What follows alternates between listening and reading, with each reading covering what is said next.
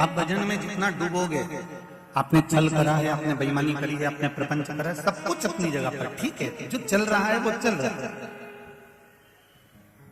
पर उसके साथ में थोड़ी देर एक लोटा जल शिव जी को चढ़ाओ, थोड़ी देर जब समय मिल जाए, दुकान पर 5-10 मिनट मिल जाए, या रात्रि को सोने के लिए जब कक्ष में जाओ तो 5-10 मिनट के लिए मोबाइल चालू कर कर शिव महापुराण की कथा निकाल कर सुन लो, सुनकर फिर विश्राम करो, तो जो दिन भर का तुमने पाप किया है वो कम से कम समाप्त हो।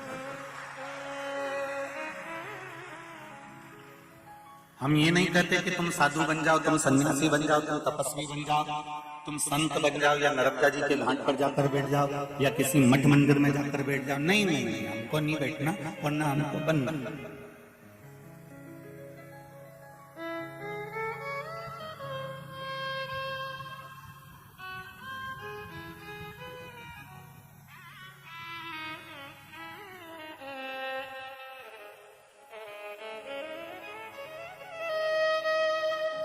आज हमारी एक महिला मंडल की माता जी कह रही थी कि गुरुजी महिला मंडल कथा करवाई है, आप एक बार कम से कम किसी से नहीं मिलते तो महिला मंडल से तो मिले। तो हमारे मन में आया कि कथा करवाई है महिला मंडल से, ऐसा नहीं कि हम नहीं मिलते मिलते,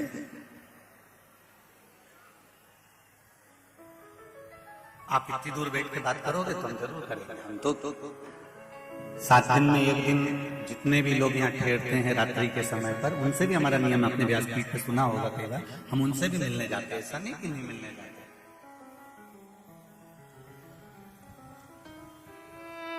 हृदय में अगर शिव है और मन में अगर शंकर समाया है तो ये निश्चित है कि अगर शिव महापुराण की कथा भोलेनाथ जी ने कराई है तो बाबा कहीं ना कहीं उस भाव को मिलन का स्मरण भी कराएगा, मना नहीं। पर ये मौका जो महिला मंडल को मिला है, नागेश्वर महिला मंडल को ये जो मौका मिला है सेवा करने का, और पूरे भीखन गांव वालों को मिला है, और 2 दिन की बात है, कल परसों 7 तारीख को यहाँ कथा समापन हो जाएगी, 9 तारीख को रायपुर छत्तीसगढ़ में प्रारंभ हो जाएगी 1 बजे से 4 बजे तक। पर जो सेवा का ये मौका मिला है कार्तिक के महीने में, ये दूसरी बार नहीं मिला।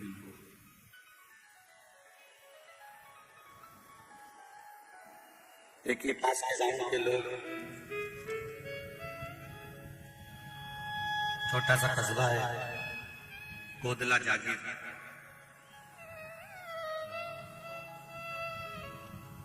ये लगा हुआ बाजू में, हम भी कोदला जागीर में बैठे, इतना छोटा सा कस्बा है, छोटा सा गांव है, प्रत्येक कस्बे में गांव के एक एक घर के व्यक्ति ने अपना पूरा घर छोड़ दिया भक्तों की सेवा में।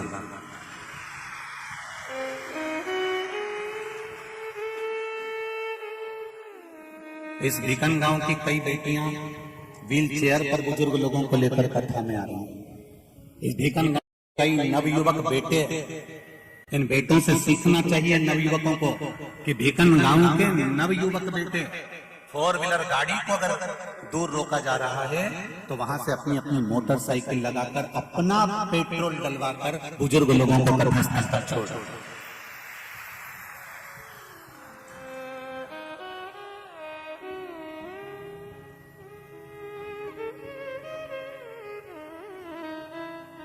मैं महिला मंडल से मिलने से पहले इन सभी कार्यकर्ताओं से एक बार जरूर मिलना चाहूंगा जो सेवा में लगे।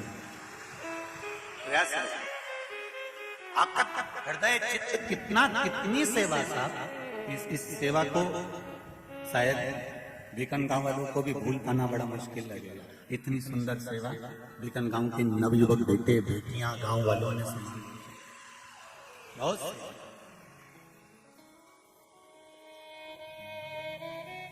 अपने पुण्य का बल बढ़ाइए, अपने भजन का बल बढ़ाइए, अपने स्मरण का बल बढ़ाइए। और जब कई दुनिया में ऐसे लोग मिल जाते हैं जो कहते हैं साहब हमारे पास में पैसा नहीं था, तो हमने पढ़ाई छोड़ दी। तुम्हें भी मिले होंगे ऐसे, बोलो मिले कि नहीं मिले? कई लोग टीवी खोलो तो उसमें भी जब वो कौन कौन से शो आते हैं तो इसमें भी लोग बहुत अपने उपदेशों को देते हैं कि साहब हमारे पास पढ़ाई का पैसा नहीं था इसलिए हमने पढ़ाई छोड़ दी।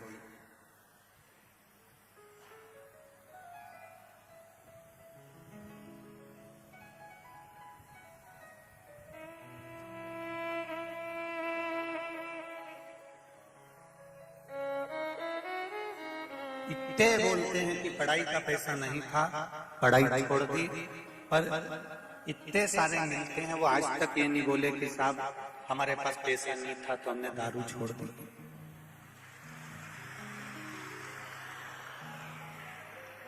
हमारे पास पैसा नहीं था तो हमने तंबाकू खाना छोड़ दिया। साहब हमारे पास पैसा नहीं था इसलिए हमने गांजा छोड़ दिया। हमारे पास पैसा नहीं था इसलिए हमने ये धुनकना बीड़ी धुनकना छोड़ दिया। एक नहीं मिला, जितने मिले बस एक ही बात की है, पढ़ाई का पैसा नहीं था इसलिए हमने पढ़ाई छोड़ दी। तो फिर ये मदिरा पान करने का पैसा कहां से आ गया? ये गुटखा खाने का पैसा कहां से आ गया? तंबाकू खाने का पैसा कहां से आ गया? अच्छे मार्ग पर जाने के लिए पैसा कभी नहीं देगा।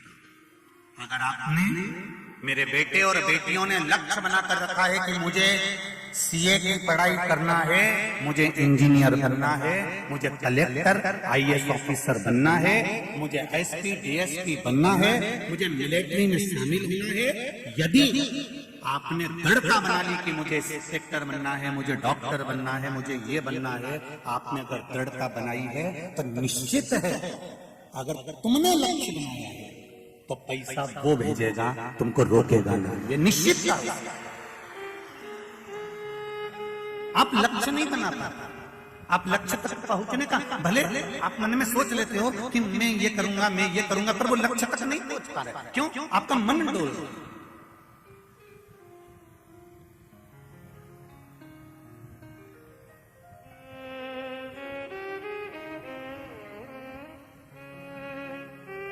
एक माँ सोच लेती है कि मेरी लड़की की शादी मुझे सर्विस वाले लड़के से करना है तो वो सर्विस वाले लड़के से करके ही मानती है। एक माँ सोच लेती है कि मुझे बिजनेस वाला लड़का चाहिए तो बिजनेस वाले से शादी करती है। उसका लक्ष्य सुनिश्चित है।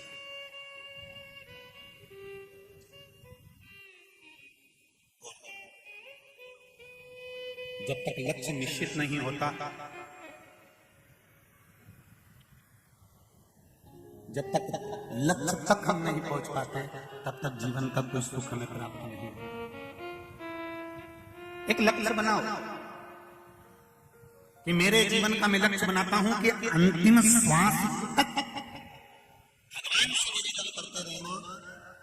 बुढ़ापा देना मना नहीं है मेरे शंकर, हे मेरे शंभो, शरीर को बुढ़ापा देना मना नहीं है, पर ऐसा बुढ़ापा मत देना कि मेरे बत्तल का भजन दूसरा करे, मेरा काम दूसरा करे।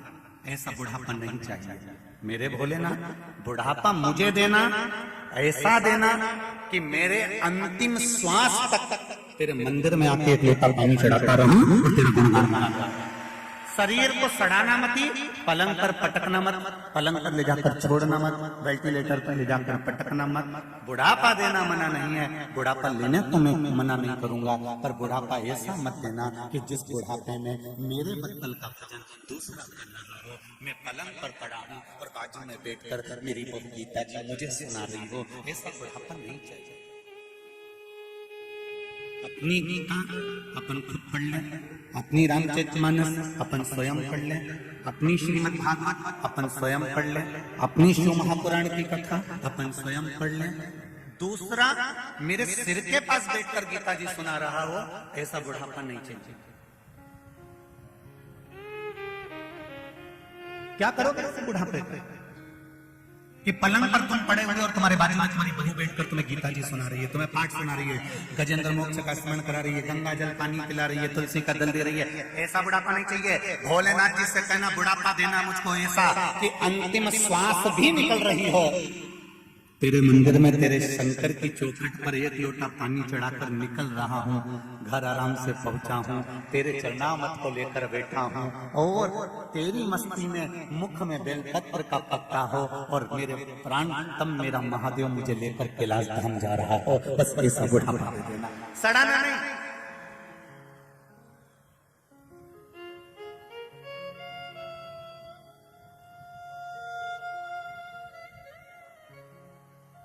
ऐसे बुढ़ापे की मूल तत्वता नहीं चाहिए कि हम पलंग पर सड़ रहे हो, गल रहे हो, पड़े हुए हो। दुनिया में सब कुछ उधार मिल सकता है पर पुण्य उधार नहीं मिलेगा।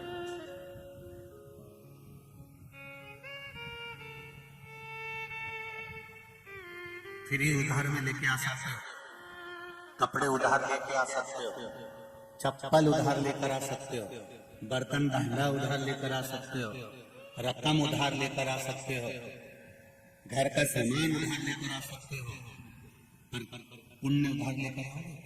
अरे बोलो तो रे जमके, बोलो रे बीकन गांव वाले, पुण्य कोई उधार दे दे नहीं। अब बर्तन भांडे से तुम्हारा उद्धार होगा?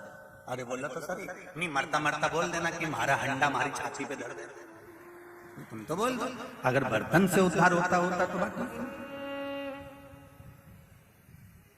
मरता मरता कह देना हमारा फ्रिज शमशान लिया या मत छोड़। बहू पूछेगी शमशान में फ्रिज का क्या करोगी? अम्मा जी कुछ नहीं, आगी में जलूंगी, जब गर्मी लगेगी तो बॉटल निकाल के पी लूंगी।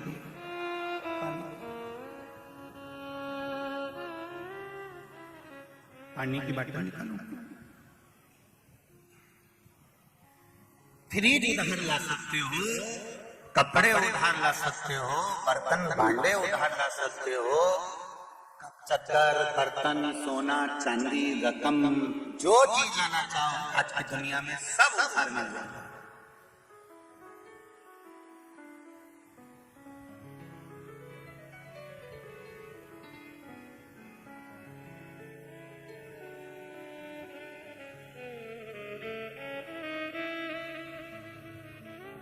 सब उधार मिल जाएगा पर पुण्य उधार नहीं मिलेगा।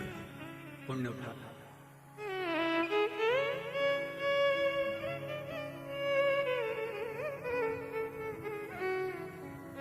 आज वो हमारा आशीष कह रहा था, गुरुजी अखबार में आया एक बात। हमने कहा क्या लिखा अखबार में? अखबार में लिखा है कि अब शादी के लिए भी लोन दिया जाएगा।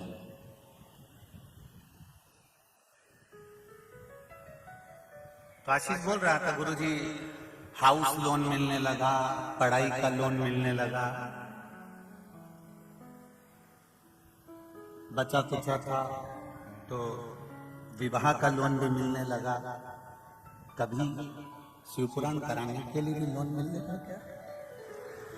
तो हमने आशीष से कहा, आशीष उसका नाम कुबेर भंडारी है, उससे वो कहता है तुम्हारे शिवपुराण के लिए किसी से लोन लेने की जरूरत नहीं है। कुबेर भंडारी कहता है तुम कथा प्रारंभ करने का एक संकल्प तो ले। भंडारी कहता है जिस दिन तक कथा चालू होगी उस दिन से लेकर समापन होगी उस दिन तक इतने भंडार भर दूंगा कि बात तक भी गिनते रहो। ये उसकी कृपा।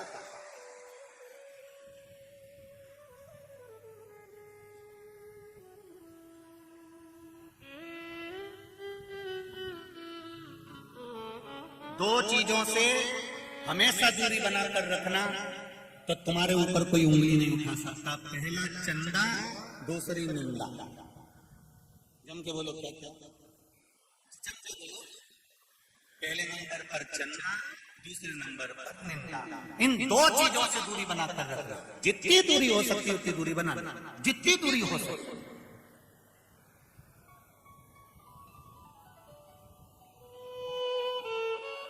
चंदा और निंदा ये दोनों हमारे पर अच्छे कर सकते हैं।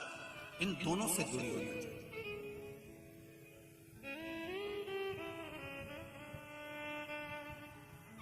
हम हमेशा इस व्यासपीठ से कहते हैं कि कथा करवाने के लिए, शिवपुराण के लिए कभी जीवन में कर्जा मत लेना, अपने घर की कोई रकम इधर उधर मत करना, कभी एक रुपया भी किसी के सामने ये मत कहना कि साहब मेरे को मेरा सामान बदलो और मुझे पैसा नहीं। ऐसे कथा कराने से कोई लाभ नहीं है।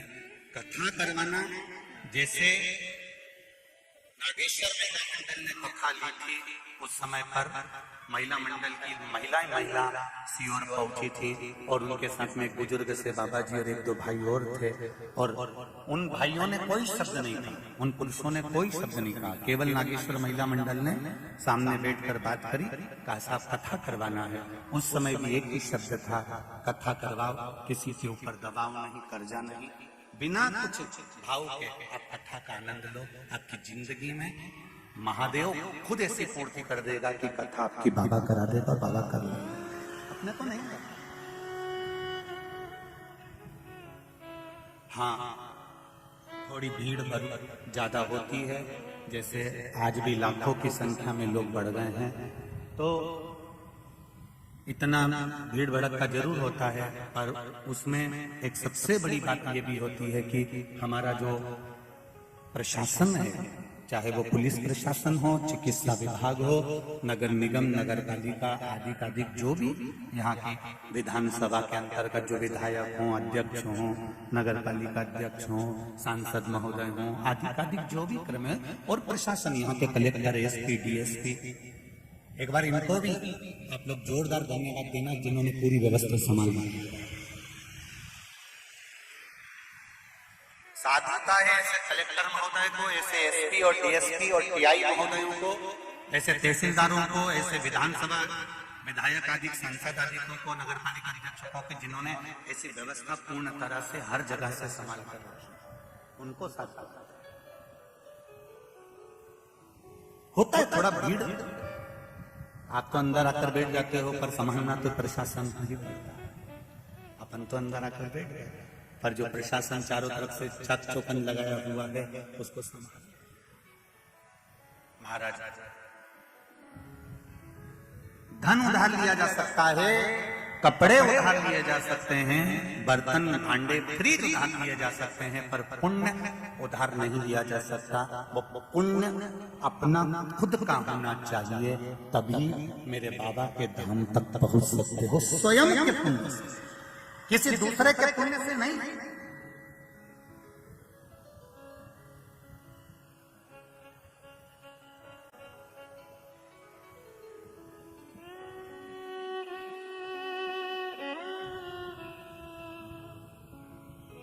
अपना भजन स्वयं करो, अपना स्मरण स्वयं करो, अपनी भक्ति स्वयं धारण करो। हम तो यहां तक कहते हैं कि माताएं जब जल चढ़ाने के लिए शंकर जी के मंदिर में जाए, पति अपना लोटा लेकर जाए और पत्नी अपना लोटा लेकर जाए। एक कलश अगर पति लेकर जा रहा है तो एक कलश पत्नी लेकर जाए, और अगर पति पत्नी दोनों एक ही कलश लेकर गए हो तो आधा जल पति चढ़ाए तो आधा पत्नी चढ़ाए। ये अपना अपना पुण्य अपना होता है। जब तुम्हारा गठजोड़ा बंधा होता है, गठजोड़ा बंधा है, उस जगह पर भले पति जल चढ़ाएगा तो पत्नी, गठजोड़ा बंधा है तो हाथ लगाएगी तो उसको उसका पुण्य मिल जाएगा। कब? जब गठजोड़ा जम के बोलो जरा, बंधा है तो पति जल चढ़ाएगा तो पत्नी हाथ लगाएगी तो पुण्य मिल जाएगा। पर गठजोड़ा जब नहीं बंधा है तब उस जगह पर आपने जल चढ़ाया है तो आपको मिलेगा, उसने जल चढ़ाया है तो उसको मिलेगा। कई माताओं की आदत रहती है, जब यहाँ पर भी कई माताएं आती है ना, तुमने देखना पतियों के साथ जब आती है तो वो जब पति लिफाफा देता है तो पत्नी उसको टच कर लेती है। तो हम कई बार देखते भी हैं कि हमने एक बार पूछने भी वाले थे कि टच करने से होता क्या है। हमने पहले ही पूछा तो उन्होंने कहा गुरुजी आधा आधा मिल जाता है। तो हमने कहा अच्छी बात है, जब तुम्हारा पति समोसा खाए तो टच करके दे देना, अगर आधा मिल सकता है टच करने से। लिफाफा दिया तो उसमें टच कर लिया, माला चढ़ाई तो उसमें टच कर लिया। तो जब वो बफेट में जाए, शादी में वैसे भी आजकल तो 500 की 600 की प्लेट होती है, 700 की प्लेट होती है, कितना महंगा जमाना हो गया। तो तुम लिख के कह देना साहब लिफाफा को पत्रिका सब में छपाओ तो उसमें लिख देना कि पति के साथ पत्नी आए और निवेदन है कि पत्नी टच करके खड़ी रहे। हमारा 600 रुपया लगेगा, 1200 नहीं लगेगा, तो तुम टच करते रहो। अब हम वो गुलाब जामुन खाए, टच कर, वो समोसा खाए, टच कर। अरे बोलो तो दीजिए, मिलेगा मिलेगा नहीं। उसने खाया तो उसका पेट भराया, हमने खाया हमारा पेट भराया। तो महापुराण वही तो कह रही है कि धन उधार ला सकते हो, क्रिएट उधार ला सकते हो, पर पुण्य उधार नहीं लाया जा सकता। इसलिए अपना अपने को खुद कमाना है, अपना भजन अपने को स्वयं करना है। अपना एक लोटा जल शंकर भगवान को अपन को खुद चढ़ाना स्वयं।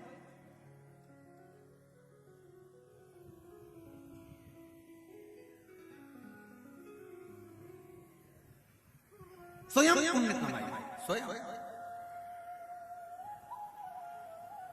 कलयुग केवल नाम आधारा, सुमर सुमर नर हृदय। कली काल में जो नाम की आधारशिला है, इस कली काल में जो भगवत भजन की आधारशिला है, इस कली काल में जो भगवान की भक्ति की आधारशिला है, इस कली काल में जो भगवत नाम की आधारशिला है, वो हमको यही बताती है कि तुम राम का नाम लोगे तो तुम्हारा पुण्य इकट्ठा करोगे, वो राम का नाम लेगा तो वो उसका पुण्य इकट्ठा करेगा। वो भगवत भजन में लगा हुआ है तो वो अपने पुण्य को एकत्रित कर रहा है। ये पुण्य की एकत्रित, ये पुण्य का आनंद।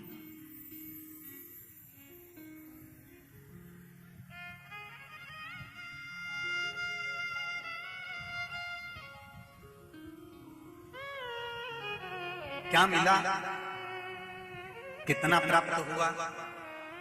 या गांव के लोगों ने पानी की व्यवस्था, अपने अपने घरों में लोगों को रुकाने की व्यवस्था, रोड पर आप चल कर जाओ तो कोई पोया बंटवा रहा है, कोई मोटरसाइकिल से छोड़ रहा है, कोई चाय बंटवा रहा है, कोई कुछ बंटवा रहा है, कोई साबूदाने की खिचड़ी बंटवा रहा है। रास्ते भर पानी पिलाने की व्यवस्था लोगों ने रखी है। ये पुण्य किसी दूसरे का नहीं है, ये पुण्य तुमने कमाया है तो तुमको इसका फल मिलेगा।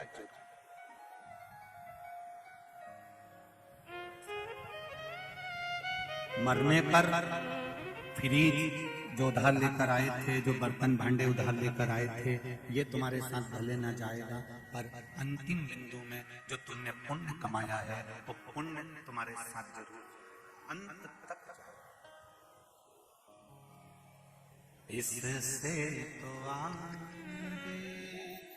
भजन ही है साधु, हरि के भजन में अकेला रहेगा।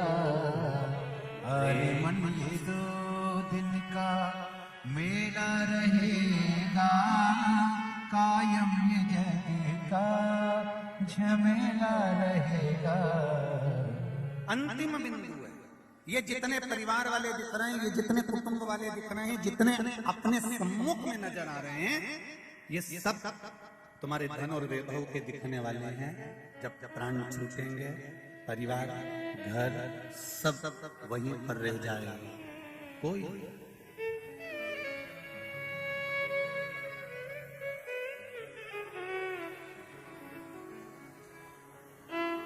साथ देता नहीं कोई किसी का,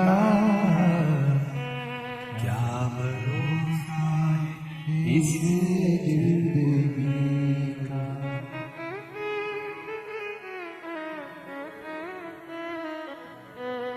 कोई तब अंतिम बिंदु में ये शिव महापुराण की कथा जो आपने कार्तिक महीने में इस पावन प्रांगण में बैठकर भीकन गांव की धरा पर सुनी है, जितने लोगों ने टीवी के सामने आस्था चैनल पर सुनी है, जितने फेसबुक यूट्यूब पर कथा को श्रवण कर रहे हैं, तुम्हारे दुख की घड़ी में, तुम्हारे कष्ट की घड़ी में, तकलीफ के समय पर कोई सामने आकर खड़ा होगा कि नहीं होगा, पर इतना याद रखना, मेरा त्रिकालदर्शी तुम्हारे सामने जरूर खड़ा है। ये पत्र तो इतने हैं बहुत, हम उतने पढ़ भी नहीं पाते हैं। ये पत्र देखिए,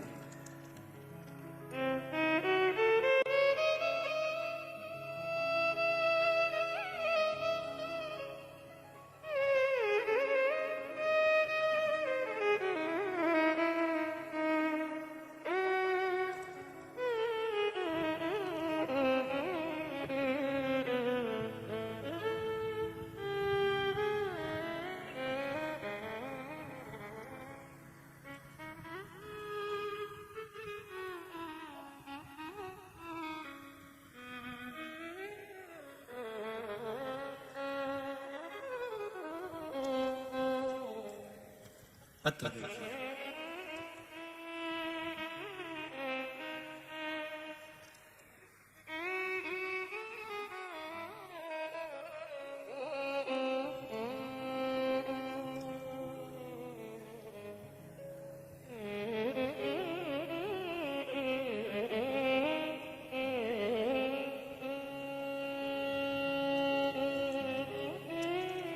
पत्र में नाम तो नहीं है, पर जिन्होंने लिखा है पीले कलर का पत्र है। मेरे भोले बाबा की कोटि कोटि प्रणाम। मुझे इतना कुछ दे दिया बाबा ने, आभारी हूं मेरे बाबा का। अगस्त 2021 में पशुपति व्रत का महत्व सुना था, सुनकर मैंने ये व्रत धारण करा। नवंबर में मैंने ये व्रत की स्मरण चालू करा और पहला ही पशुपति व्रत भोले बाबा की कृपा से हुआ। और बाबा की कृपा से मेरा जो नौकरी नहीं लग रही थी, जॉब का ऑफर आ गया और मेरा जॉब का ऑफर आया और बाबा की कृपा हुई। जो जो मांगा मैंने सब मिला। ये पत्र जिसने भी लिखा है वो बैठे बाबा की कृपा से मुझे मिला, उसकी उदारता से मुझे मिला। एक पत्र और देखिए।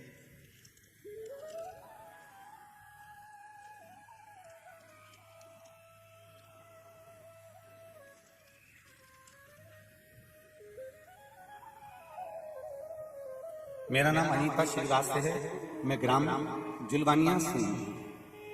कहीं बैठी हो अनीता जी श्रीवास्तव, ग्राम जुलवानिया से, तो दोनों हाथ अवश्य हिलाएं जहां कहीं बैठे हो।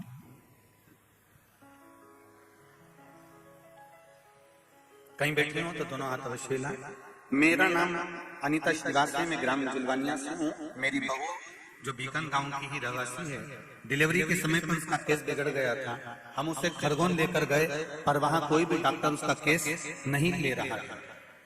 गुरुदेव, बड़ी परेशानी हुई और अंत में डॉक्टरों ने कह दिया ये केस बिगड़ गया है और इसको इंदौर ले जाओ। हम इंदौर लेकर गए और बाबा की कृपा से वहां पर 30 मिनट के बाद ही नॉर्मल डिलीवरी बाबा की कृपा से हुई। श्री शिवाय नमस्तुभ्यम का जाप करते गए, जहां पर डॉक्टरों ने कह दिया था कि एक बचेगा। बाबा की कृपा से दोनों ही सलामत हैं। हम फोटो भेज रहे हैं गुरुजी। ये शिव शंकर की उदार दया, आपका विश्वास, आपकी दृढ़ता, आपका भरोसा मूल। अब शिव के मंदिर जब भी जाएं, ये मत सोच कर जाना कि शंकर भगवान आपको बहुत धन दे देंगे या दौलत दे देंगे या संपदा दे देंगे। कभी आप शिव महापुराण की कथा अगर टीवी पर सुन रहे हो या मोबाइल पर सुन रहे हो या इस पंडाल में बैठकर कथा सुन रहे हो, तो ये मत सोचना कि सीवर वाला महाराज तुमको कोई धन दे देगा या कोई दौलत दे देगा या कोई चमत्कार दे देगा या कोई ऐसी बेल भभूति दे देगा जिससे कुछ तुम्हें प्राप्त हो जाएगा।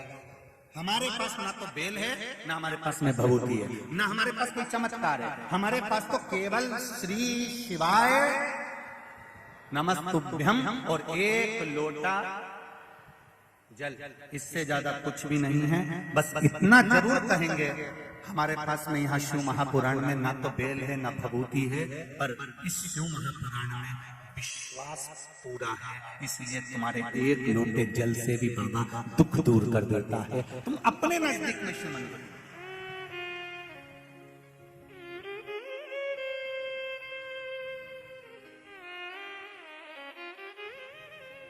अपने गांव में, अपने नगर में, अपने शहर में, अपनी कॉलोनी में, अपने अड़ोस पड़ोस में जो शंकर जी का मंदिर है, शंकर जी का मंदिर कभी छोटा और बड़ा नहीं होता, जो शिव मंदिर है तुम्हारे पास में, जैसा शंकर जी का मंदिर हो, आप तो बस एक लोटा जल वहां चढ़ाना चाहते हो।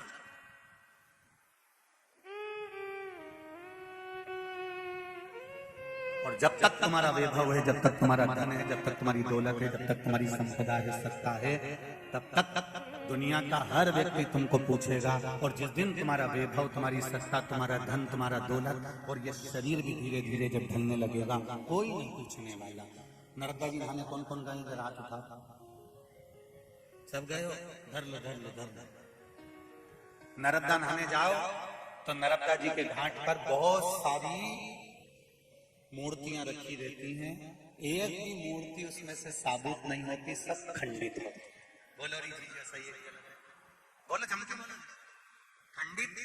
नर्मदा जी के घाट पर स्नान करने जाना तो देवताओं की मूर्तियां, खंडित मूर्तियां आपको घाट पर मिलेगी।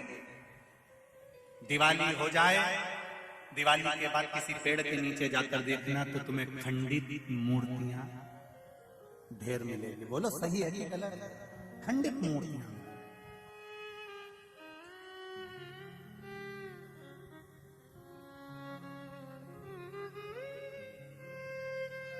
जहां जा रहे हो आपका मन पड़े जहां जाता है महाराज।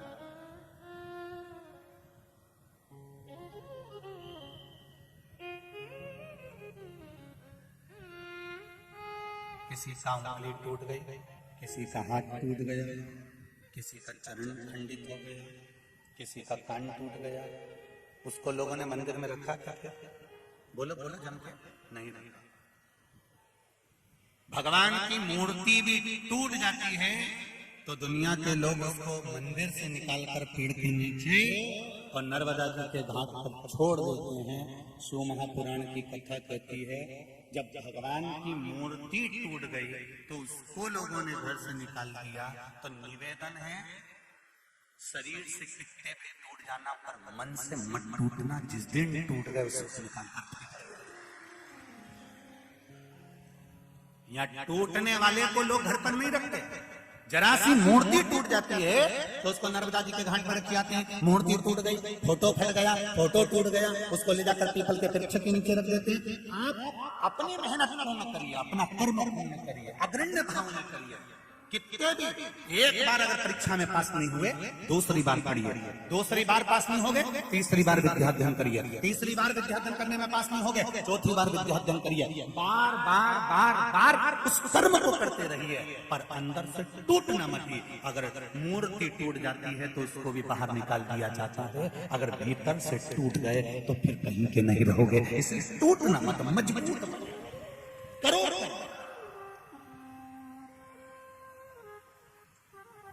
मेरे नवयुवक बेटा बेटियां, छोटे छोटे बच्चों, जितने बच्चे बैठे हैं उनसे भी कहूंगा, नवयुवक बेटा बेटियों से कहूंगा,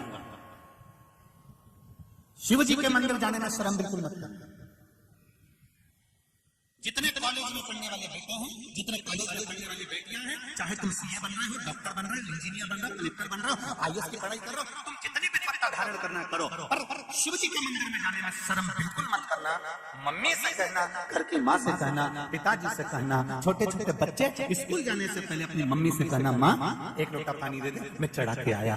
कॉलेज जाने वाली बेटियां, तुम जिस भाव में, तुम तो बस कहीं कोचिंग भी जा रही हो, ट्यूशन भी जा रही हो, तो अपने घर के लोगों से कहना कि मुझे एक लोटा पानी दो मम्मी, मैं अभी चढ़ा के आई, पापा मैं अभी चढ़ा कर आया। जब नवयुवक बेटे बेटियां शंकर जी के मंदिर में एक लोटा जल पानी चढ़ाएंगे, दुनिया के लोग कितने भी हंस रहे होंगे, एक बार तुम्हें अगर मंदिर जाता हुआ देख लेंगे तो ये निश्चित है कि तुम भी कजन कितनों को प्रेरणा दे दोगी और तुम्हें देखकर और लोग मंदिर जाना प्रारंभ कर देंगे। हंसने वाले हंसते रहेंगे, गाली देने वाला देता रहेगा, शब्द कहने वाला कहता रहेगा, ताने देने वाला ताना देता रहेगा। तुम मंदिर जाना मत छोड़ो, शंकर के द्वार जाना मत छोड़ो, शिव की चौखट तक जाओ।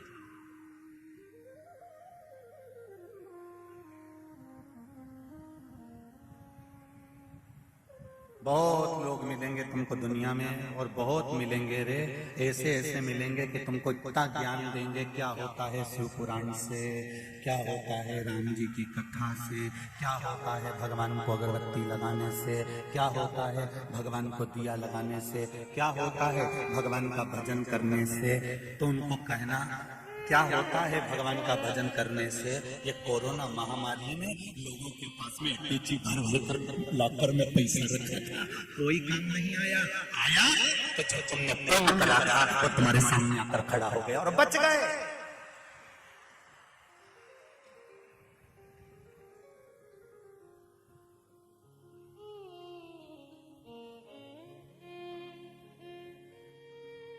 तुम्हारा पुण्य तुम्हारे सामने, तुम्हारा भजन तुम्हारे साथ में, तुम्हारा कीर्तन तुम्हारे साथ में। तुम्हारे रिश्तेदार तुम्हारा साथ देंगे कि नहीं देंगे, तुम्हारे परिवार वाले तुम्हारा साथ देंगे कि नहीं देंगे, तुम्हारे कुटुंब वाले तुम्हारा साथ देंगे कि नहीं देंगे, तुम्हारे पत्नी बच्चे पति कुटुंब परिवार तुम्हारा साथ देगा कि नहीं देगा, वो पता नहीं। पर शिव महापुराण की कथा, भगवान शंकर अमरनाथ की गुफा में माता पार्वती जी को जब अमर कथा कर रहे हैं, तो अमर कथा कहते हुए शंकर भगवान ने उसी समय पार्वती जी से कहा, पार्वती जितने भी जीव हैं, जितने जलचर चलचर वायुचर जो भी यहाँ पर है, सबको भगा करा, मैं तुझे अमर कथा सुनाऊंगा। पार्वती जी कहने लगी, अमर कथा मुझे सुनाओगे? तो इनसे क्या नहीं पार्वती, किसी को अमर कथा नहीं सुनाऊंगा, तेरे को सुनाऊंगा। तो पार्वती जी ने कहा, पशु पक्षियों से तकलीफ क्या? शंकर भगवान ने कहा, मुझे पशु पक्षी से तकलीफ नहीं है, दिक्कत ये है अकेले आए थे तो अकेले जाना है, इसलिए अकेले रहकर जो तुम भजन कर सकते हो, जो स्मरण कर सकते हो, उसके बराबर सुख नहीं मिल सकता। इसलिए पार्वती तू बैठ, मैं तुझे एकांत में शिव महापुराण की कथा सुनाता हूँ, अकेले में अमर कथा सुनाता हूँ, मैं अमर कथा तुझे सुनाऊंगा, तो सुन दिल से। क्योंकि अकेला मनुष्य के साथ शंकर भगवान ने कहा, पूरा परिवार तुम्हारी श्वास हमारे साथ में है, और जिस दिन तुम्हारी श्वास रुक गई, उसके बाद तुम्हारे साथ परिवार नहीं होगा। जो तुमने दान किया है, जो तुमने शिव महापुराण की कथा सुनी है, जो तुमने एक लोटा जल चढ़ाया है, जो तुमने बेलपत्री चढ़ाई है, वो तुम्हारा पुण्य तुम्हारे साथ अंतिम बिंदु तक आएगा, कोई नहीं अंत तक।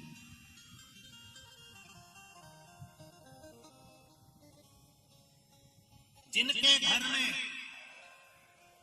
साधु के वचन नहीं आते, सुन लेना जरा अच्छे से, भेगन नावल हो, और जितने आस्था चैनल पर सुन रहे हो, जितने फेसबुक ग्रुप पर सुन रहे हो, ध्यान से सुनना। जिनके घर में साधु के वचन नहीं आते, जिनके घर में गुरु के वचन नहीं आते, जिनके घर में साधु के वचन प्रवेश नहीं करते, वचन नहीं आते, उन्हीं के घर में सल्फास की गोली आती है।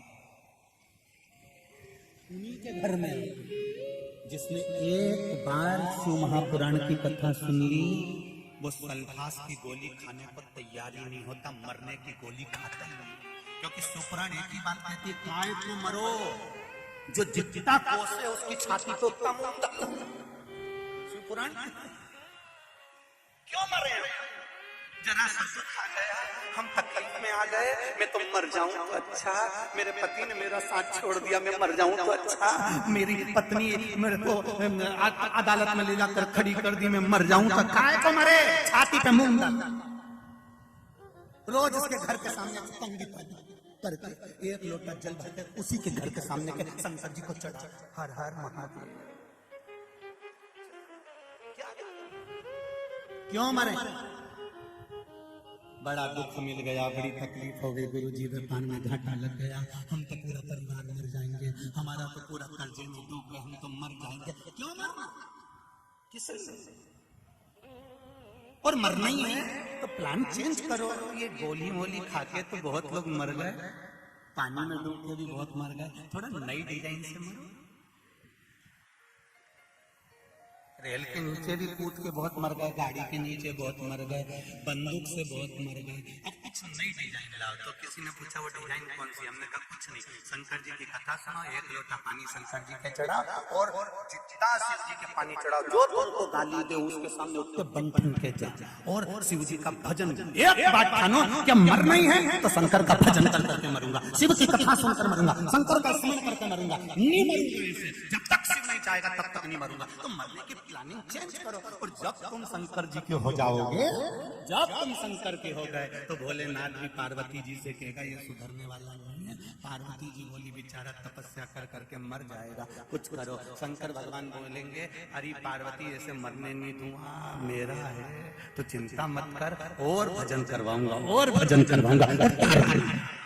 मरना क्या मरो मरो सब कोई कहे, मर के देखे कोई, मरो तो ऐसा मरो कि फिर संसार में जन्म ना हो। अगर मरने का प्लान बनाया है तो निवेदन है, कहीं जाकर मत मरना, भगवान का भजन करते रहना, कीर्तन करना, स्मरण करना, मंत्र जाप करना, शिव जी के मंदिर में सफाई करना, एक लोटा जल चढ़ाना, शंकर का अनुमोदन करना, शिव भक्ति में डूबे रहना। जब मौत आएगी तब मरेंगे, नहीं मरना। जा प्लानिंग चेंज।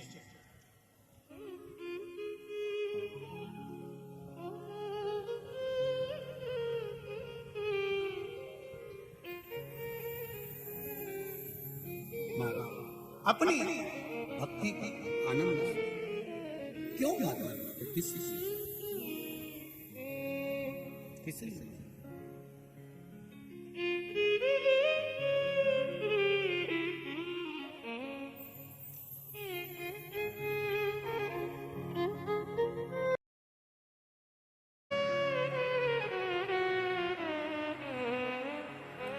श्री शिवाय नमस्तु।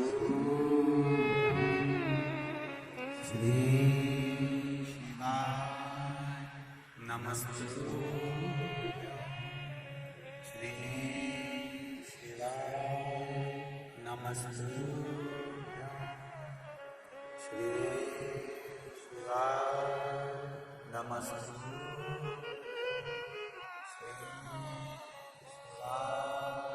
नमस्तु।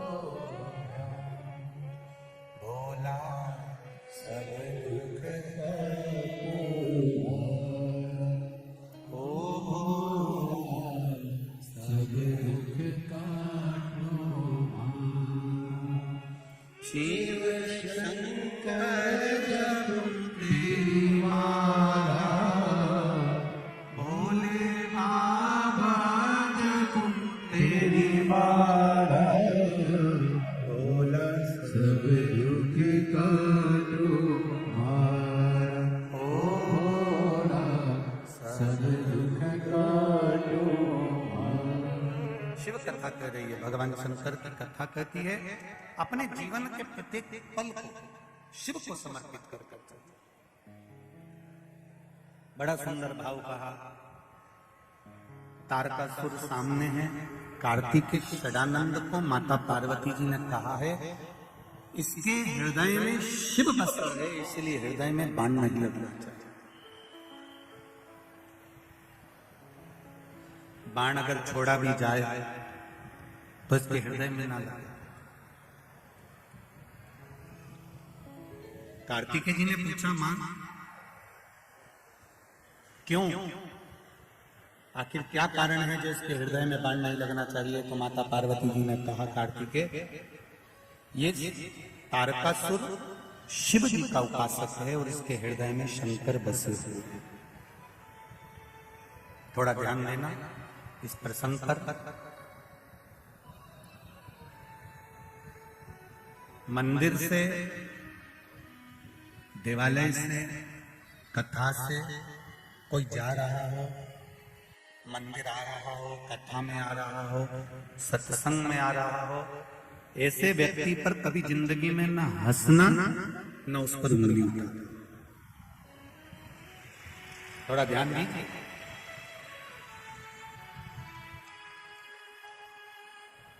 शिव महापुराण की कथा तो यहां तक कहती है कि अगर कोई मंदिर से आ रहा है, शिव महापुराण की कथा आपने पहले भी कथा टीवी पर सुनी होगी, स्वयं शिव महापुराण के संवादों में लिखा हुआ है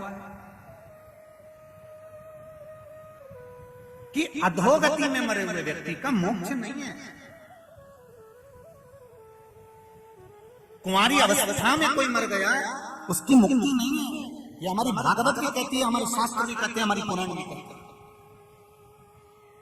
पर शिव महापुराण एक बात जरूर कहता है, कुंवारी अवस्था में मरे हुआ व्यक्ति का मोक्ष नहीं है, अधोगति में मरे हुए व्यक्ति का मोक्ष नहीं है, पानी में डूबकर सर्प के डसे से स्त्री के हाथ से मरे हुए व्यक्ति का मोक्ष नहीं है।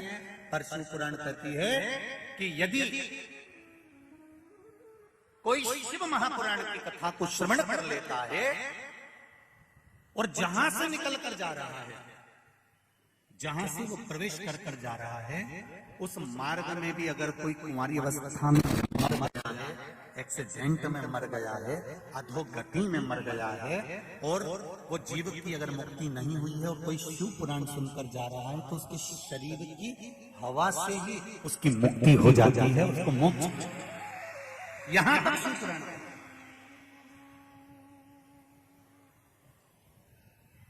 उज्जैन के ऋण मुक्तेश्वर मंदिर में लिखा हुआ है, सारी पुराणे 7 पीढ़ी को तार देती है, पर शिव महापुराण की कथा 71 पीढ़ी को तार देती है। जो अधोगति में चले गए, मर गए, प्राण छूट गए, उनकी भी गति नहीं है। ये कुमारी अवस्था वालों को ना तो पिंड मिलता है, ना तर्पण मिलता है, ना तिलांजलि मिलती है, उनकी गति भी शिव पुराण से। ये जितनी माताएं टीवी के सामने कथा सुन रही हैं, फेसबुक यूट्यूब पर सुन रही हैं, या इस पंडाल में बैठकर कथा सुन रही हैं, और पुरुष जितने कथा सुन रहे हैं, इन दोनों के सुनने में एक अंतर है। माताएं जो कथा सुनती हैं, उनके गर्भ से, उनकी सास के गर्भ से, उनकी सास के गर्भ से, उनकी 71 पीढ़ी में अगर गर्भ से कोई बच्चा जन्म ले रहा था, या गर्भ से जन्म लेने के बाद कुंवारी अवस्था में गर्भ के अंदर 5 महीने का, 6 महीने का, 3 महीने का, 2 महीने का या 9 महीने का, या जन्म लेने के बाद कुंवारी अवस्था में 20 साल 21 साल के अंदर ही अगर वो बच्चा कहीं मर गया है, प्राण छूट गए हैं, तो जो माताएं कथा सुनती हैं, इनकी 71 पीढ़ी में भी अगर कोई ऐसी गति का मरा होता है, तो उसको कितना भी पिंड दे तो मुक्ति नहीं होती। पर एक बार शिव पुराण सुनकर जब हम घर में प्रवेश करते हैं, तो उस जीव की गति से ये पुरुषों के श्रवण करने का भाव इसलिए कहा गया। शिव महापुराण की कथा यदि पुरुष श्रवण कर कर जिस मार्ग से जाता है, चाहे वो खेत जाए, खलियान जाए, दुकान जाए, घर जाए, ऑफिस जाए, जिस मार्ग से निकल कर जा रहा है, गाड़ी लेकर जा रहा है, उसके शरीर की छू कर जो हवा निकल कर, जो पवन भी चलती है उसके शरीर से छू कर, तो वो जीवों का कल्याण करती करती जाती है। ये शिव पुराण कोई साधारण सी नहीं। अब जरा विचार करिए, लाखों लाखों लोग कथा श्रवण करने आए, कितनों की गति सुनी।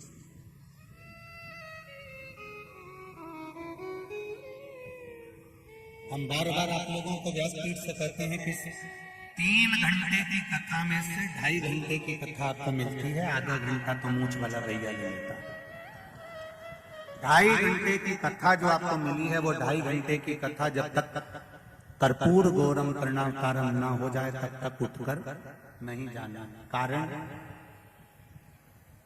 विराम तक क्यों रुका जाता है कथा में? अब दूसरी कथा हो तो हमें नहीं मालूम, पर शिव पुराण का नियम है, कर्पूर गौरम कर्णावतारम तक क्यों रुको? क्योंकि हमारे यहाँ जो मेहमान आता है ना, जिस दिन से आता है ना, आके बैठता है ना, तो पैसे निकाल कर नहीं देता, पर मेहमान जब जाता है ना, तो अपनी जेब में से 150 रुपए निकाल के छोरा छोरी को दे देगा। इसलिए कर्पूर गौरम कर्णावतारम तक इसलिए रुको, क्योंकि आखिरी में जब विराम होगा, कथा छूटेगी, तो मेरा महादेव भी कुछ न कुछ निकाल कर दे देगा। ये निश्चित उसको समझने वाला चाहिए। अब नहीं समझे तो बस आया, एंजॉय करा, चला गया, उसका आनंद लिया उसने। वो तो केवल ये देखने आया था कि भीड़ कितनी है, महिला मंडल ने क्या व्यवस्था करी। तुम भी देखते जाओ, टेंट पर टेंट, टेंट पे टेंट, खसकते खसकते वहां पहुंच गया। किसी के घर में मत बच जाना।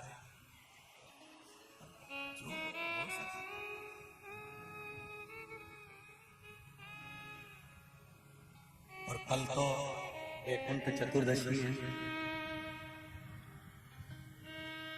जो लोग नहीं आए हैं उनसे निवेदन है, अगर वैकुंठ चतुर्दशी के दिन जो शिव पुराण सुनकर जा रहा हो, केवल इसके मुंह का दर्शन कर लेना।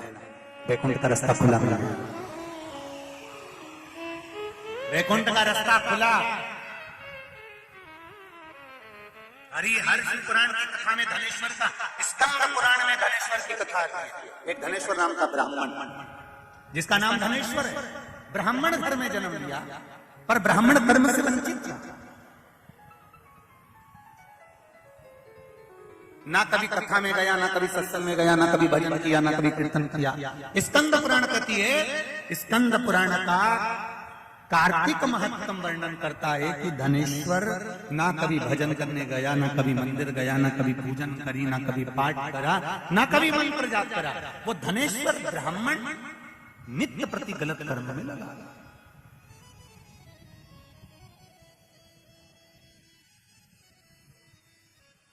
कोई जरूरी नहीं है कि आप जब तक ललाट में नहीं लिखा होता तब तक आप भजन भी नहीं कर पाते। किसी किसी के यहाँ पर 4 व्हीलर गाड़ी है, 4 पेट्रोल पंप भी है, 2 चांदी की थाली भी है भोजन करने के लिए। रोज भोजन भी बनता है, एक से बढ़कर एक, अप्पे खमाए इडली, पेटीज, और क्या है, बादाम का हलवा, सब बनता है। ऐसा नहीं है कि नहीं बनता, सबके यहाँ बनता है। कई लोगों के यहाँ पर ढेर सारा पकवान है, सारी गाड़ी, बंगला, जमीन, जायदाद, सब कुछ है।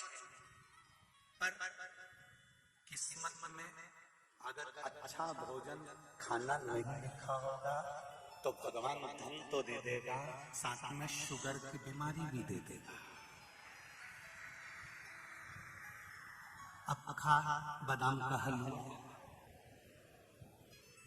पेट्रोल पंप है, गाड़ी है, बंगला है, जमीन है, जायदाद है, सत्ता है, चांदी की थाली है, भूख भी बहुत लगी है, पर लौकी की सब्जी और बिना घी की रोटी,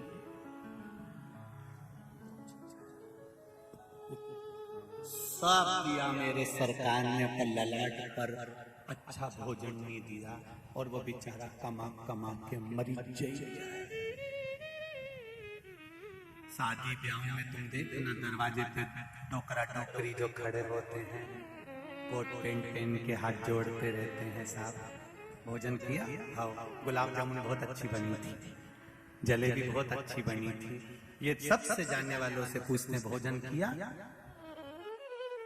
और जब ये लोग चले जाते हैं, फिर वो व्यक्ति जो दरवाजे पे खड़ा है वो बैग में से इंजेक्शन निकाल के टोचता है, तब जाके कुर्सी पे बैठ के 2 रोटी खा पाता है। सब लाखों रुपए खर्च करे और खुद पेट भरकर भोजन नहीं कर पाया। उसमें परिवार की गलती नहीं है, उसमें परमात्मा की गलती नहीं है, गलती तुम्हारी है। भगवान तुमको रोज भूख देता था, भूख लगती थी, पर तुम दुकान चलाने के चक्कर में, काम के चक्कर में भूख को मार देते थे। टिफिन रखा रहता था, भोजन नहीं कर पाते थे, तो अन्नपूर्णा ने भी कह दिया तूने मेरा अपमान करा है, अब तू लक्ष्मी पकड़ ले, मैं तुझे भोजन से त्रास। अब उसने लक्ष्मी पकड़ ली, भोजन से त्रासित हो गए, खा नहीं सकता। तुम्हारी दुकान पर तुम्हारी पत्नी ने टिफिन लगाकर भेजा है, तुम्हारा मन कर रहा है, घर पर फोन लगाकर बोल दो अपनी पत्नी को मुझे भजिया बनाकर भेज दे, मुझे भूख लग रही है।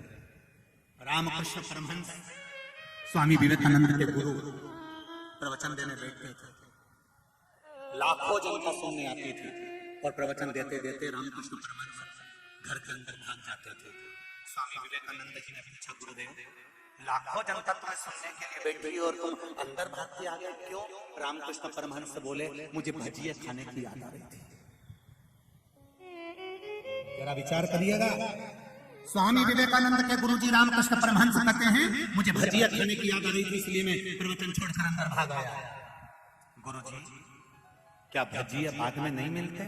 गुरुजी बोले भजिए तो मिलते पर मजा नहीं आता, भूख लगी तभी तो खाने का मजा है, इसलिए मैं अंदर भाग कर आया। गुरुदेव आप इतने बड़े प्रवचन करने वाले, इतने बड़े कथा कहने वाले, इतने बड़े लोगों को ज्ञान देने वाले, और भोजन की आसक्ति आप में? रामकृष्ण परमहंस जी ने कहा यह भोजन की आसक्ति नहीं है स्वामी विवेकानंद, सुन नरेंद्र, ये भोजन की आसक्ति नहीं है, ये केवल प्रवचन देते देते देते देते कथा कहते कहते मेरा ये चित्त मां जगदम्बा में इतना समा जाता है कि मेरे प्राण वापस नहीं आने होते, उस प्राण को वापस लाने के लिए मैं भजिए याद करता हूँ, इसलिए अंदर जाकर भजिए खाने भाग जाता हूँ। ये आसक्ति नहीं, खूब तमाम, एक दुकान नहीं भगवान करे तुम्हारी 4-4 दुकान हो जाए, 6-6 दुकान हो जाए, खूब तमाम। पर सुन लो रे भीतन गांव वालों, खूब कमाओ पर साथ में एक काम जरूर करो कि भूख लगे टिफिन को इंतजार मत कराओ, पहले खोलो, ग्राहक खड़ा है अपना काम करेगा, एक जाएगा दूसरा आएगा, पर पहले पेट भर के भोजन करो, जिसके लिए कमा रहे हो उसको तो अच्छे से करो, वही नहीं करता।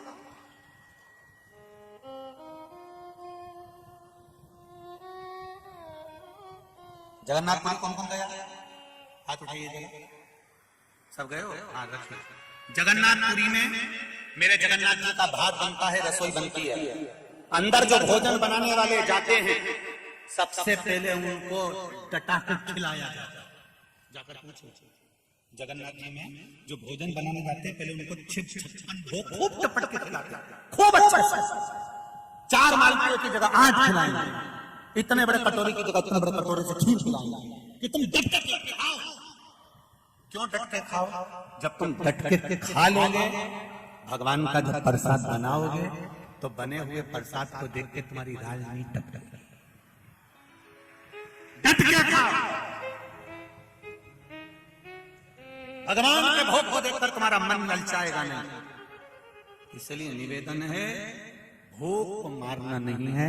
जो भूख को मारता जाता है उसी को शुगर की बीमारी होना चालू हो जाती है।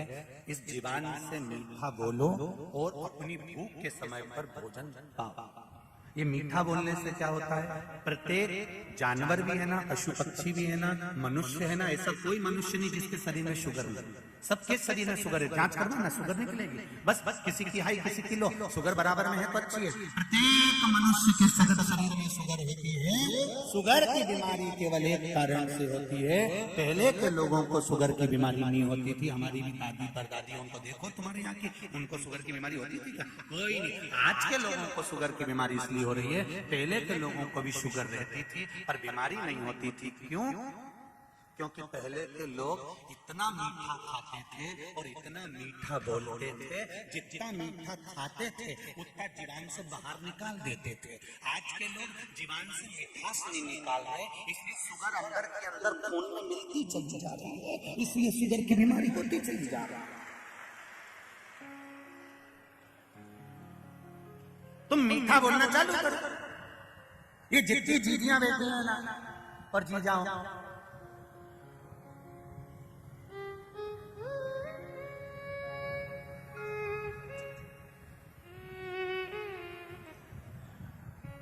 जितनी भी माताएं बैठी हैं, जितने बहन बैठी हैं, भाई बैठे हुए, उनसे निवेदन है आप मीठा बोलना चालू करो, शुगर अपने आप लेवल में आ जाएगी।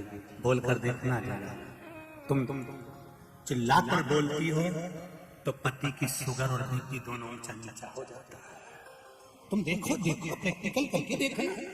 कहीं सियोर वाला महाराज झूठ तो नहीं बोल रहा, प्रैक्टिकल करके देखो।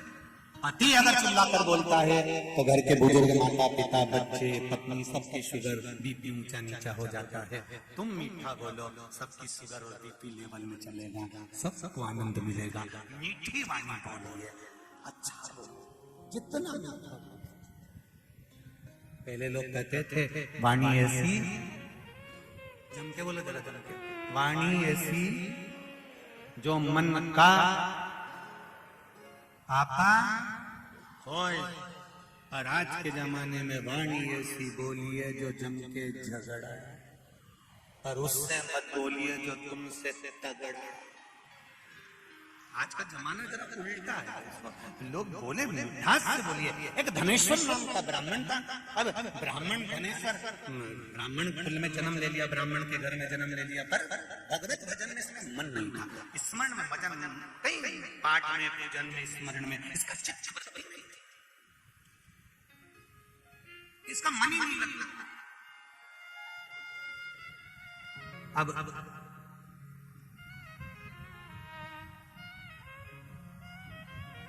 जितने भी लोग तीर्थ जाते हैं, जितने भी लोग भजन में जाते, ये धनेश्वर उनको अपशब्द करता है,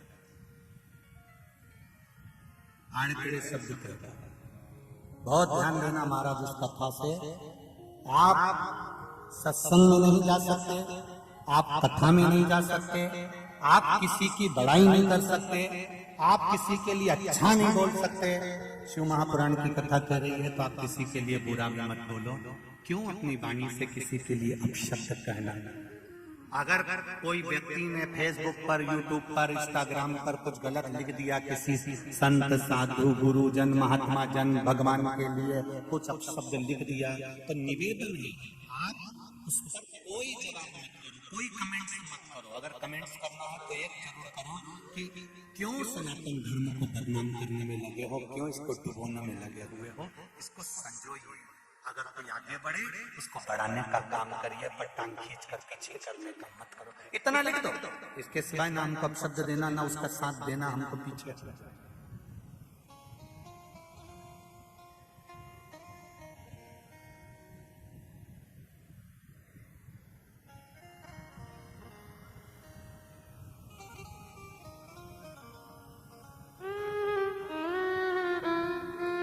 हमें किसी को कुछ नहीं करना।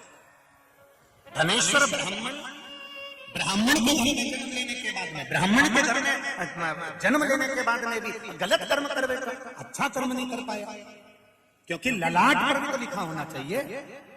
ब्राह्मण के घर में जन्म लेने के बाद भी अगर आप निंदा में लगे हुए हो, आप चुगली में लगे हुए हो, आप सबसे कहने में लगे हुए हो, किसी संत साधु गुरुजन के पांव खींचने में लगे हुए हो, ब्राह्मण के घर में जन्म लेने के बाद भी तुम आड़ी टेढ़ी बात कहने में लगे हुए हो, तो समझ लेना कि तुम ब्राह्मण के घर में तो जन्म ले गए, पर तुम्हारी वाणी आज भी वो विचित्र कर्म करने वाली है। वो आज भी वो जैसे कौवा होता है ना, कि बस केवल छीछड़े ही नोचता है, तुम्हारी वाणी आज भी वो कौवे जैसे छीछड़े नाचने में लगी हुई है। तुम ब्राह्मण के घर में जन्म लेने के बाद भी अपने शब्द को अच्छा नहीं बोल सकते, अच्छा नहीं लिख सकते, अच्छा नहीं कर सकते। अच्छे कुल में जन्म लेने के बाद अच्छा कर्म करिए। यहां तक सदन कसाई जब शालिग्राम भगवान को तराजू में रखकर मांस तोल रहा था, तो लोगों ने कहा कि बताओ ये शालिग्राम जैसे मांस तोल रहा है।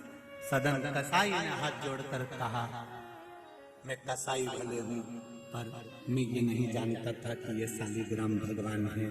जिस दिन मैंने शालिग्राम भगवान को पहचान लिया, सदन कसाई कहते हैं, उस दिन से फिर मैंने मांस नहीं तोला। जिस दिन हीरा के परखैया तुम बन जाओगे, शंकर भगवान को, राम को, कृष्ण को, शिव को पहचान जाओगे, जगत को जान जाओगे, फिर तुम्हारी वाणी से कभी तुम अपशब्द न तो बोलोगे, न कहोगे, न लिखोगे, तुम अपनी वाणी से फिर पहचान।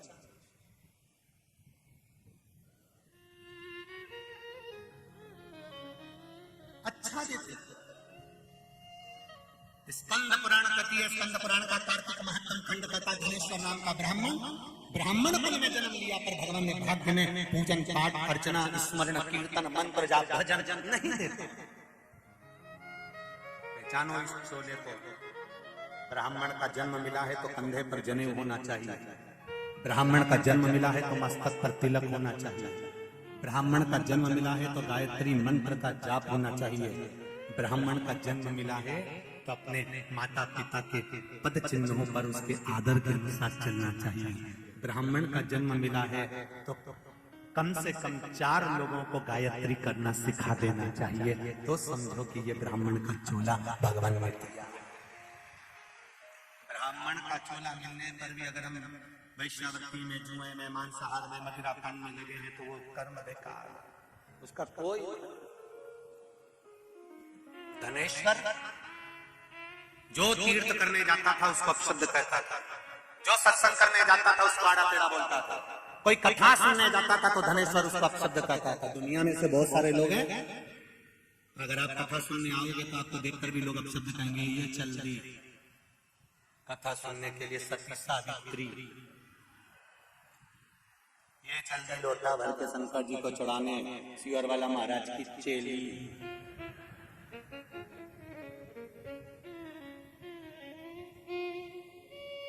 एक बात बताओ, सियोर वाला महाराज ने ये कभी नहीं कहा अपनी व्यासपीठ से कि आप हमारे यहाँ आओ, बोला कभी? जितनी बार मौका मिलता है एक ही बात कहते हैं, जब तुम्हारा काम हो जाए तब कुबेरेश्वर धाम आना, अभी मत आओ। रोज मना करते हैं तो भी तुम 20-25 हजार पहुंच जाते हो, कभी नहीं कहा। दूसरा महाराज होगा तो वो आपको अपनी ओर खींचने का काम करेगा कि हमारे यहाँ आओ, हमारे पास पहुंचो, हमसे बात करो। पर हमारा एक नियम है, एक निवेदन हमेशा करते रहते हैं, हमारे पास आने की जरूरत नहीं। जाना है तो तुम्हारे नजदीक में जो शंकर का मंदिर है उसमें चले जाओ, एक लोटा पानी चढ़ाओ, तुम्हारी समस्या का हल हो जाएगा। शिव को जल, शंकर आप अगर अच्छा काम करने के लिए जाओगे, श्रेष्ठ कर्म करने के लिए जाओगे, ये नागेश्वर महिला मंडल कथा करा रही है तो सुनना तो पड़ता है। कोई कुछ कहेगा, कोई कुछ कहेगा, कोई कुछ कहेगा। यजमान बनेगा तो इनको भी सुनना पड़ेगा, जो यजमान पद लिए उनकी भी सुनना पड़ेगा, एक दूसरे की सुनना, और आज नहीं कल तक सुनना और आगे सुनना पड़ेगा। तो ये तो चलता रहेगा, ये जीवन यूं ही निकल जाए।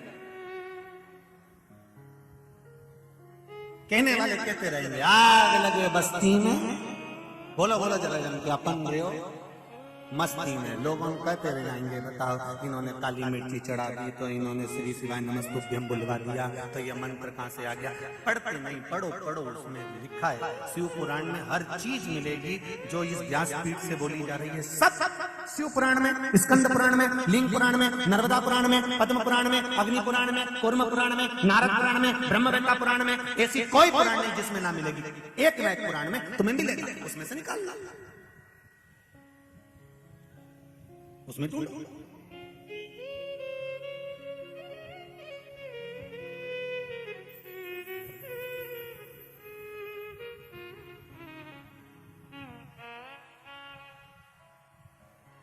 तीन घंटे की कथा को बांचने के लिए ये जिन जजमान के हम रुके ना पीछे, क्या नाम है?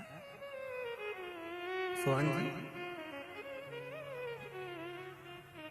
महावत जी, सोहन जी महावत जी के जिनके हम रुके हैं, इनकी माताओं से या इनके घर के बच्चों से पूछना कि जब भी अगर इनको दरवाजा खुला दिखा होगा तो हम पढ़ते ही मिले होंगे।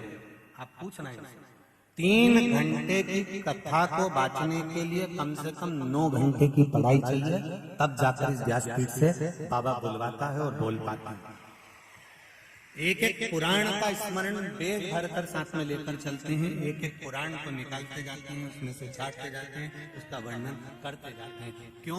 क्योंकि जिससे आप कभी भी जिंदगी में पूछो कि महाराज आपने ये बोला तो कौन सी पुराण से कहां से बोला, तो आपके पास में वो रहे कि यहाँ से बोला है और उसको आप पढ़ स्मरण करें। ये शिव कृपा।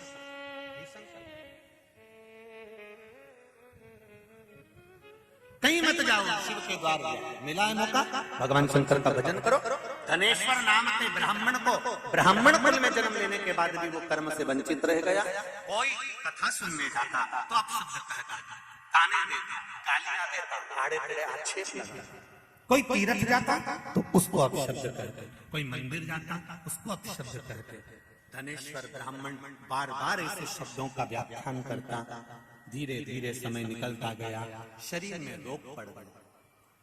स्कंद पुराण में कार्तिक महत्तम कहता है जब धनेश्वर के शरीर में रोग पड़ गया, भटक गया।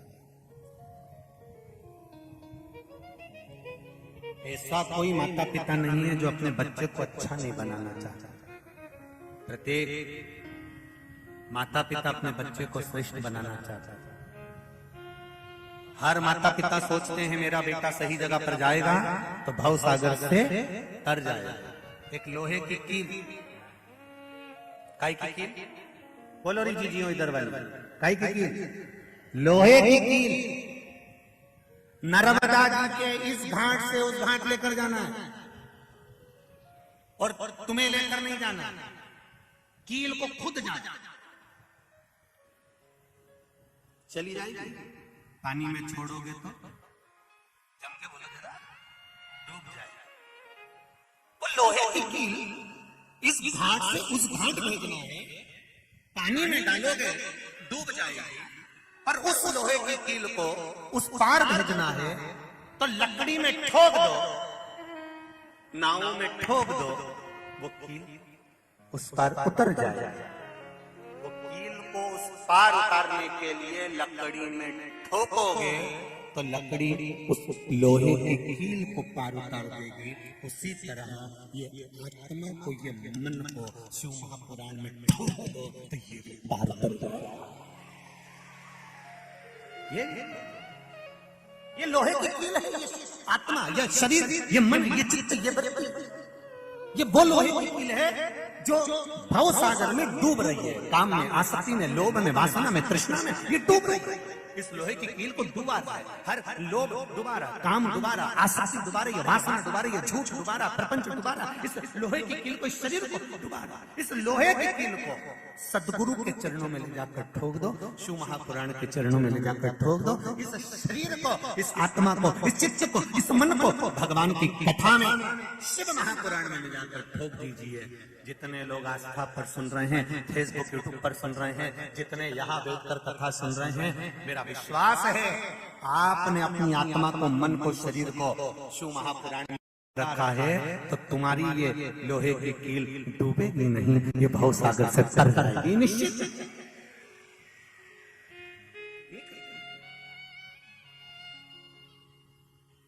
बस कील को लकड़ी के साथ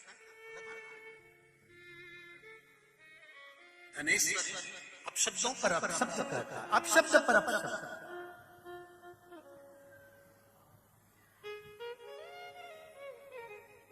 मेरा हिंदुस्तान, मेरा भारत, मेरी भारत की भूमि आशीर्वाद देने की और आशीर्वाद लेने की भूमि है। काय की भूमि है? बोलो बोलो जन के जरा। आशीर्वाद देने की और आशीर्वाद लेने की भूमि है। हमारे हिंदुस्तान में हाथ मिलाने की सभ्यता नहीं है। हाथ मिलाने से बीमारी आती है और आशीर्वाद लेने से बीमारी जाती है।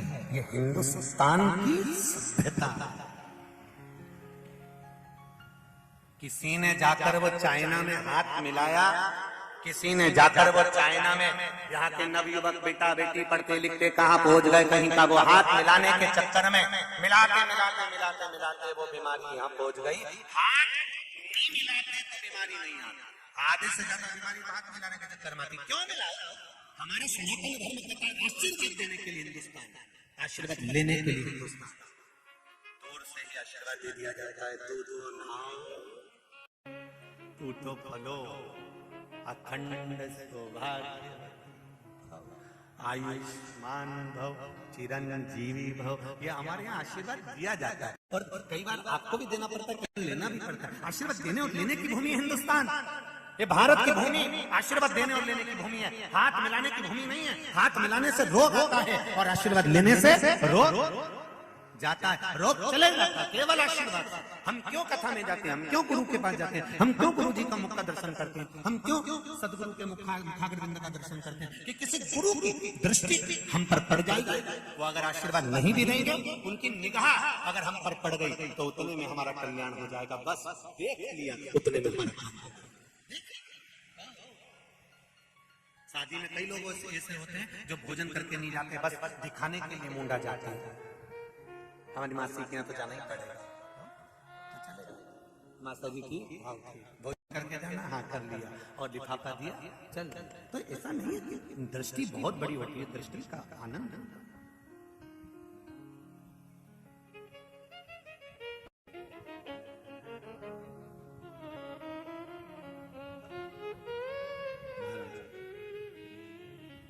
धनेश्वर अपशब्द पर अपशब्द करता है, ताने पर ताने देता है।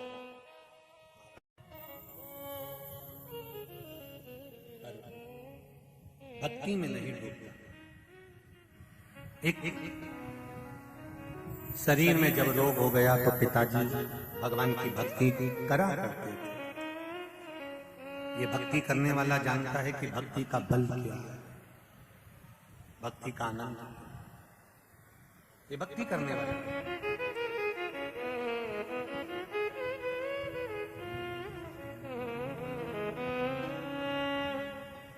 हर बात निराली है।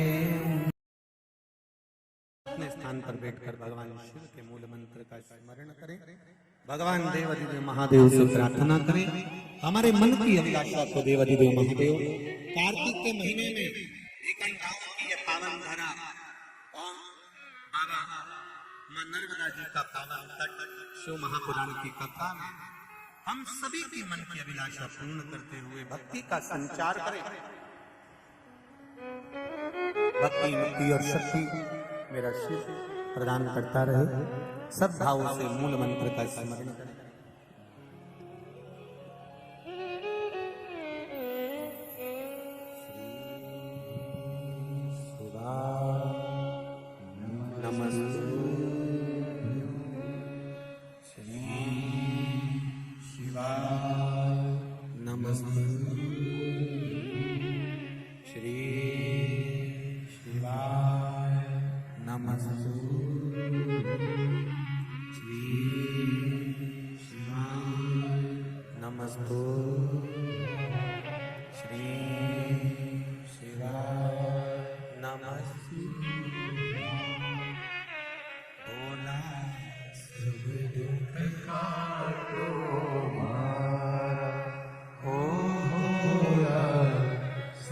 दुख काटो सिंह शंकर जपू तेरी माला बोले बाबा जपू तेरी माला भोला सब दुख काटो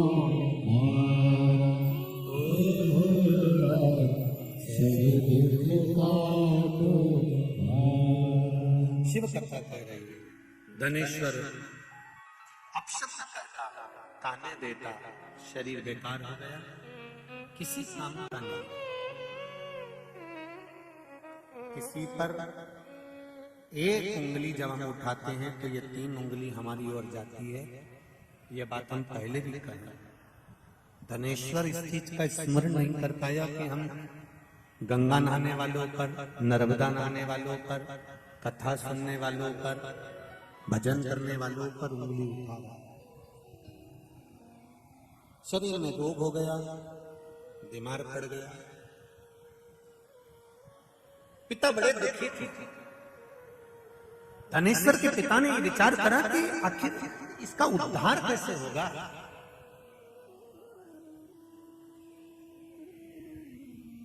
माता और पिता,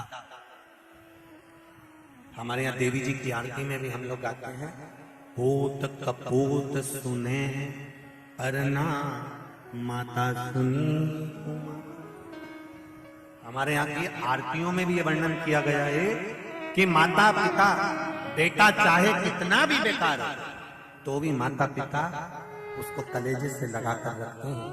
मेरे बेटे का उद्धार कैसे होगा, स्मरण कैसे उसका मुक्ति होगी, समझ नहीं पाया।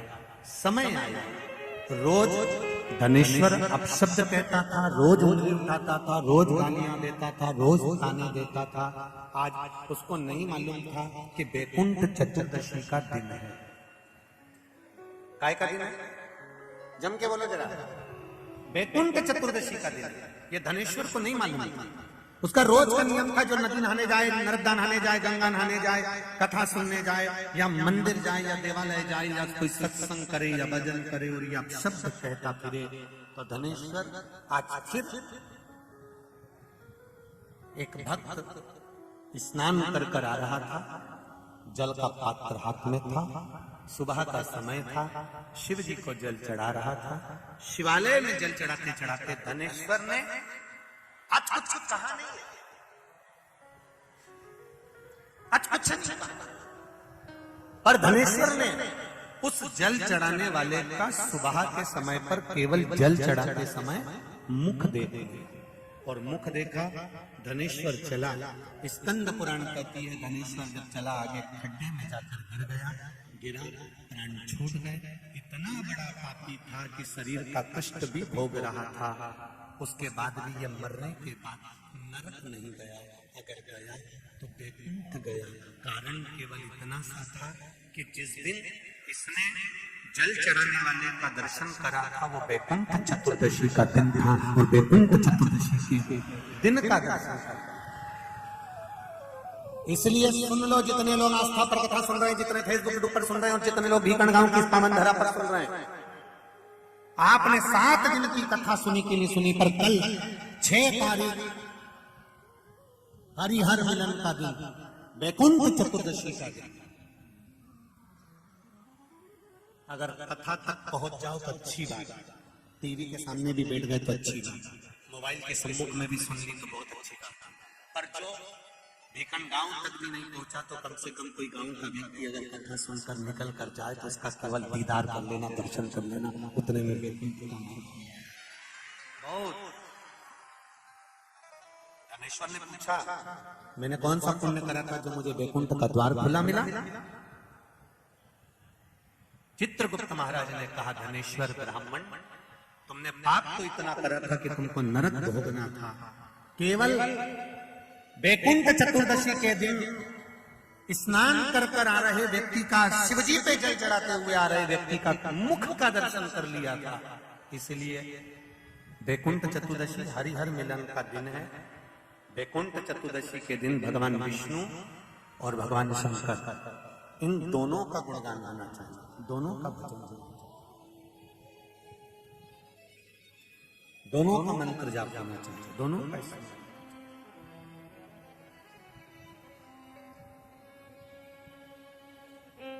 आप सबसे निवेदन है, कल हरिहर मिलन के दिन आपके घर में शिवलिंग होगा और लड्डू गोपाल होंगे। रात्रि के समय पर, शाम को नहीं, मध्य रात्रि में, अगर नींद खुली रहे तो 11 बजे के बाद में, रात्रि को 11 के बाद अगर नींद खुली रहे। नींद नहीं खुली रहे तो फिर तुम रात को 8-9 बजे चढ़ा के भी सो जाओ तो कोई बात नहीं हो, भगवान तो बोलेगा। शंकर भगवान पर पहले बेलपत्री चढ़ाना, लड्डू गोपाल के सामने तुलसी पर जल चढ़ाना, अपने मन की कामना कर हरिहर मिलन कराना। थोड़ी देर तक या तो सवेरे के समय ही चढ़ा दो, दिन भर चढ़े रहने दो। रात्रि के समय पर जब फ्री हो जाओ तब घी का दिया लगाकर बेलपत्री उठाना, वो उठाकर भगवान शालिग्राम जी पर या लड्डू गोपाल पर या मेरे कृष्ण पर या नारायण पर या भगवान विष्णु पर, जो भी तुम्हारे यहाँ मूर्ति हो लड्डू गोपाल की आदि की, उन पे चढ़ा देना और भगवान की तुलसी उठाकर अपनी कामना कर कर मेरे देवाधिदेव महादेव के शिवलिंग पर चढ़ा देना। रात्रि को ही हो सके तो ब्रह्म मुहूर्त तक, अगर नींद खुली रहे तो उठा लेना, नींद खुले तो रात को ही, रात्रि के समय ही उस बेलपत्री और तुलसी को संभाल के रख लेना। वही बेलपत्री तुलसी विद्या के लिए, और जो बच्चा माइंड से तकलीफ में रहता है, जो बच्चा पलंग पर गंदगी करता हो या जिसका विवेक बुद्धि स्थिर नहीं रहती हो, उसके लिए ये बेलपत्री और तुलसी हमेशा कार्य आती है। कल वही बैठे चतुर्दशी, उसका दर्शन भाव से आनंद से अपने अपने घरों में करें, भक्ति के साथ, आनंद के साथ।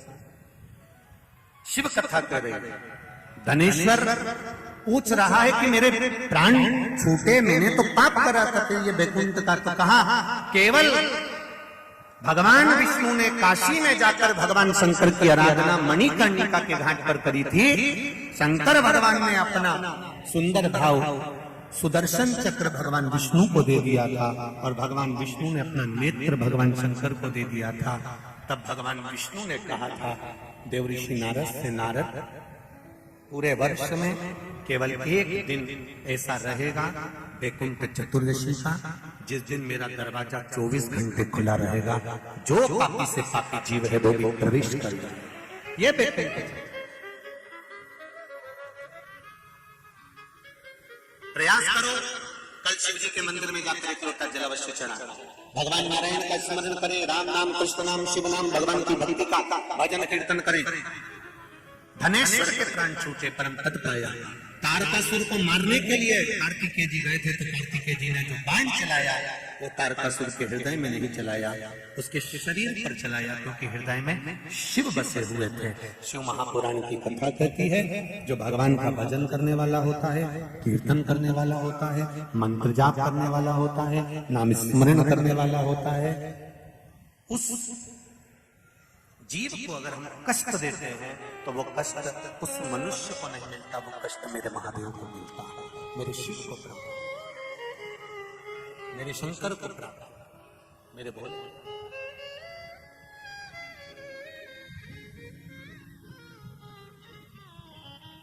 शंभु शरणे मांगू घड़ी रे दुख का दया करी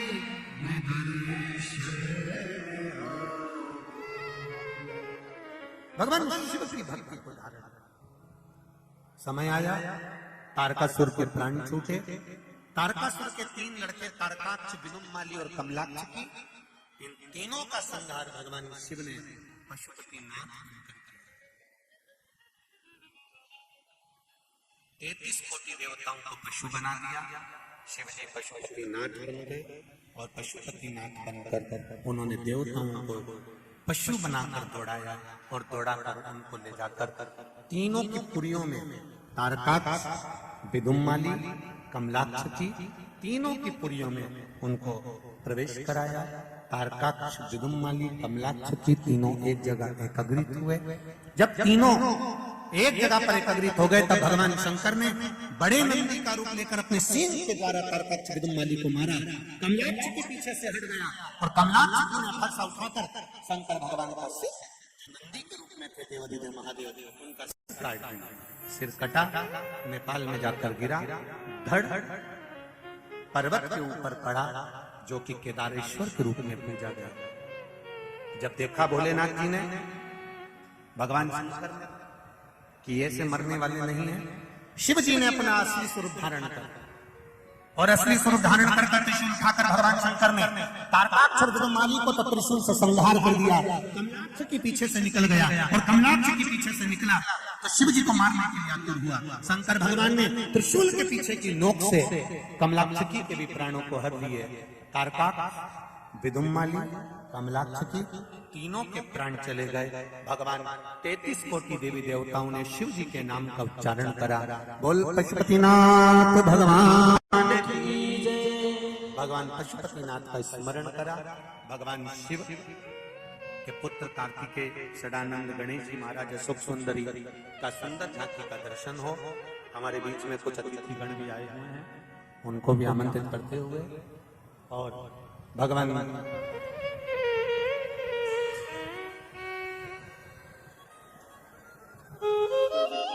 आज कुंडकेश्वर महादेव का दर्शन हम कर रहे हैं शिव जी के रूप में।